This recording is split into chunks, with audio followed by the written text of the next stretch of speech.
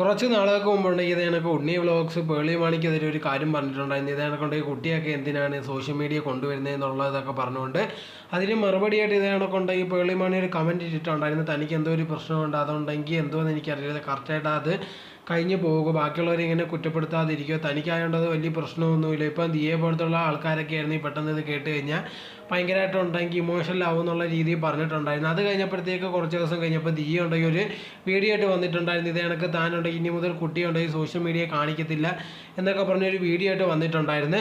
അതിൽ കുറച്ച് കാര്യങ്ങൾ ഇത് കണക്ക് പറയുന്നുണ്ടായിരുന്നു. ബാക്കിയുള്ളവരുടെ ഇഷ്ടത്തിനല്ല ഇത് കണക്കുണ്ടെങ്കിൽ കുട്ടികളെ വളർത്തുന്നത്, തൻ്റെ ഇഷ്ടത്തിനാണ്. ഇപ്പോൾ ബാക്കിയുള്ളവർ തന്നെ പറ്റി പലതും പറയുന്നുണ്ട്, അതൊന്നും തനിക്ക് ഒരു പ്രശ്നവുമില്ല, താൻ എങ്ങനെയാണെന്നുള്ളത് തനിക്കറിയാമെന്നുള്ള രീതിയിലായിരുന്നു ദിയ വീഡിയോ പറഞ്ഞിരുന്നത്.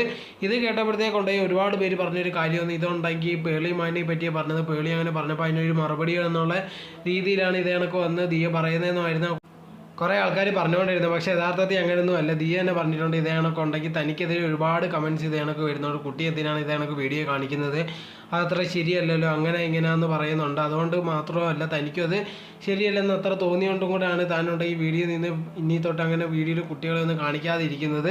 അതല്ലാതെ ആർക്കുള്ള ഒരു മറുപടിയല്ല എന്നുള്ള രീതിയിലും ദിയ പറഞ്ഞിട്ടുണ്ടായിരുന്നു. ഇത് മനസ്സിലാകാതെ ഒരുപാട് പേരുണ്ട് പിന്നെയും ഇത് കണക്ക് ദിയയും പേളിമാനെയും അടിച്ചു പിരിഞ്ഞു എന്നുള്ള രീതിയിലൊക്കെ ഒരുപാട് പേര് പറയുന്നുണ്ട്. പക്ഷെ അങ്ങനെയൊന്നും ഇല്ല.